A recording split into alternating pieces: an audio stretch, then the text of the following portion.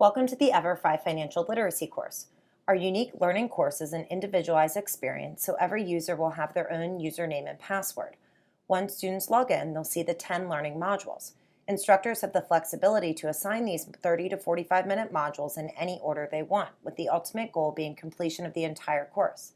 The format of the modules is standardized, so students will start with a brief pre-assessment, go through learning topics, complete a conclusion with an interactive activity, and take a 10-question post-assessment. Throughout the course, and similar to what great teachers do, 3 expert narrators will frame the learning for students. Dave and Isabella are our aspirational narrators, and Rufus is our error-prone character. Students will work with Rufus to evaluate, analyze, and correct his mistakes throughout the course, a powerful way to practice high-order thinking skills. When students are working through the modules, they'll be in interactive 3D environments where they're clicking around and hunting for terms related to the topics they're learning about. When they're in the investing module, they're on the floor of the New York Stock Exchange. In the banking module, they're in a digitally rendered retail bank with access to live deposit slips they'll be filling out.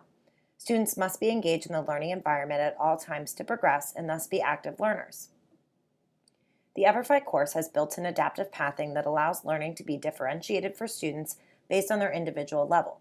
Since no two learners are alike, this powerful tool allows students to spend the time necessary to gain a complete understanding on a concept. When the narrators are walking students through the modules, there's engaging animation built into the course to reinforce these challenging topics. You can see examples referencing the 3 credit bureaus, as well as an example regarding mortgage terminology. Through visual cues, animation, closed captioning, and audio, our goal is to reach a variety of learning modalities. In the conclusion portion of each module, students will complete an interactive learning activity. Here the students are completing a high-risk investing portfolio for Rufus. You can see the risk calculator fluctuating depending on what he puts into his portfolio. When students obtain jobs, they'll have to know how to fill out a W-4, be familiar with the W-2, and know how a 1040 reconciles the difference. In the taxes and insurance module, students will be completing a 1040EZ form. In this last example, students are creating a budget for Rufus based on his income and expenses once he's overextended his finances. We have digital badging built into the course, and students will earn different badges as they complete activities. These badges are a fun incentive for students to perform their best and can also be used to create a digital resume. If your school network allows, students have the option to share their earned badges via social media.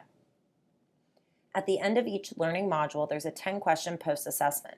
Students will need to get 70% or higher, or they'll be redirected into the module to take a look at some of the materials they struggled with. They will then have another opportunity to complete the assessment. The ultimate goal is to have students earn a 70% or higher in each module, after which they'll earn certification in the entire course.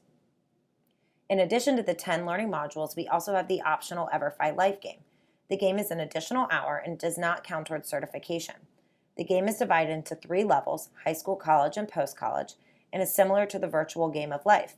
Students will come in and create their own custom avatar, receive instructions on how to play the game, and are assigned missions to complete in each level. First, students will set a budget for whichever level they're in, and then they're redirected into a virtual environment where they click around on the buildings to complete the missions they're working on. As you can see, the game also has interactive activities built in to test their knowledge.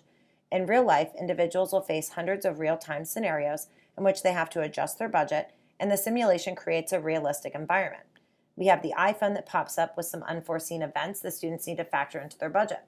We really focus on presenting the information in a way that's relatable to our digital natives. As the game continues, it gets more complicated for students. In the post-college world, there are more components to the budget, and the environment they're in is more complex as well.